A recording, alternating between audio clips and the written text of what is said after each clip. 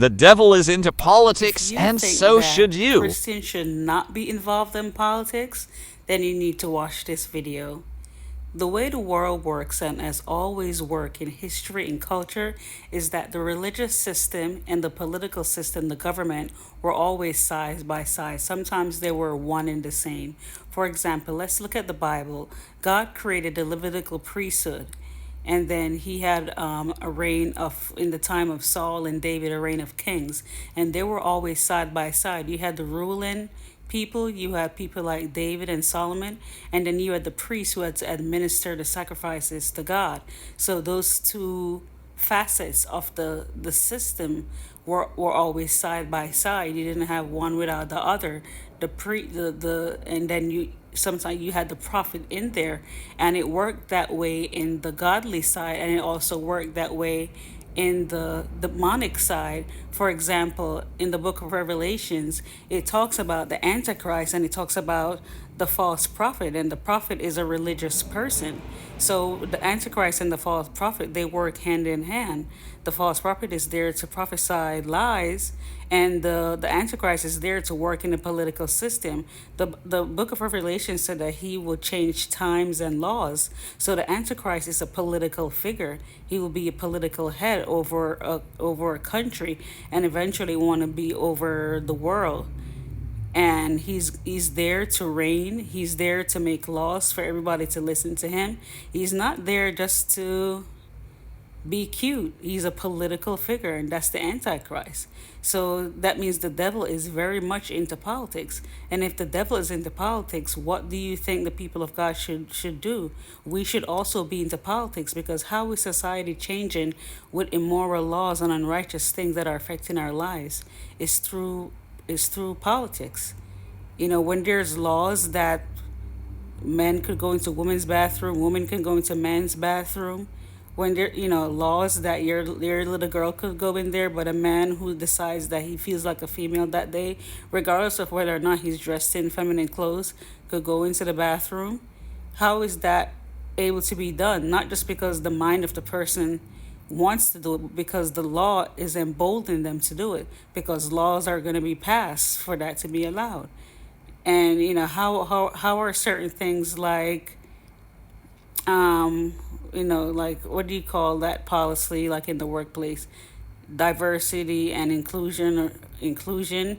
The inclusion part of it is usually to do with gender issues, LGBTQ plus issues. How are these things able to come to play in our world when they weren't there before? It's through laws that come down from the federal government, the state level, and then they permeate throughout the lower levels and throughout our everyday lives. So the things of the world that are in play now and that we're gonna see, they're not just there because someone say, "Hey guys, I have an idea. Let's just do this." No, they pass laws, they write up bills, and that's how it affects society, and it affects the way you live your day-to-day life. Let's say things like you're a parent, and there's even things going on in California where the governor there, it wants to strip parents of their parental rights for their kids, that their kids are supposed to just decide that, hey, I'm a different gender today, and the parents not supposed to have any say so in the matter. The kid can just decide what they want to do. And we know that foolishness is wrapped up in the heart of a child according to the Bible. And children can't even vote. They can't pick up weapons to bear arms to defend the country. But yet government leaders want to think that they have a mind and the sense and the wisdom to make lifelong decisions about their body. And how are those things going to come into play? Through laws. So the devil is a political person. The devil is very legalistic. That is why he's called the accuser of the brethren. An accuser, or is, I think it's the term known as, or adversary known as antidikos in the Greek, which is person who brings up legal matters. So the devil is a legalist. He goes before the courts of heaven to accuse us day and night and use legal actions against us. So the devil is not just someone or an entity out there that just says random things. He is a legalist. He knows the word, and his job is to use it against us like a prosecutor. His job is to use the evidence against us, to use the laws against us. So make no mistake about it. The devil is very much into politics. He's a legalist. He's a political figure. The Antichrist that's coming, or probably is here in the midst already, is a political head. Is supposed to be the political head of the world, and he works side by side with the false prophet, with the religious system. So in culture, religion and politics has always gone hand in hand. Let's say the time of the pharaohs were considered gods, and they had their magicians and people there, like in the book of Exodus, and the magicians and the wise men that did their thing. And even like with Nebuchadnezzar, like in the book of Daniel, you remember when Nebuchadnezzar issued this decree that everybody made a golden statue, and everybody, when they hear the music, they should bow down and pay homage to the statue and worship the statue? How did that come about? Through the decree of the king, and the decree of the king is a law. And the king was considered like a religious head too, and he had his the Chaldeans and the magicians around him.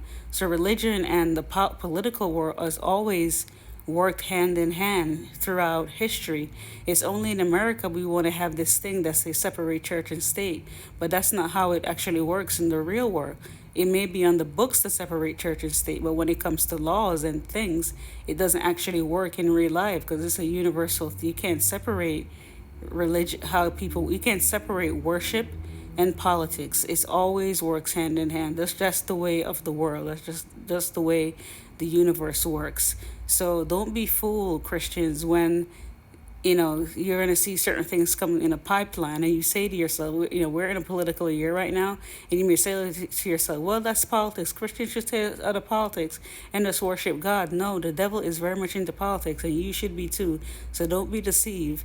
And in this voting year, I want to make it known that don't look at skin color, don't even look at personality, look at legislation, look at what each political party is pushing, and see how that aligns with the principles of God that you say you believe in. If you say you believe in life, if you say you believe in righteousness, then you have to look at which candidate is more aligned with the things of God, not which candidate has the better personality, not which candidate has a skin color that you like, but which party has the policies that are more in line with righteousness, and you vote based on righteousness, based on what most align with God. No candidate is like, holy and upright and pure, as are none of we. We are all, our righteousness are all filthy rags. Only Christ is righteousness. We find our righteousness is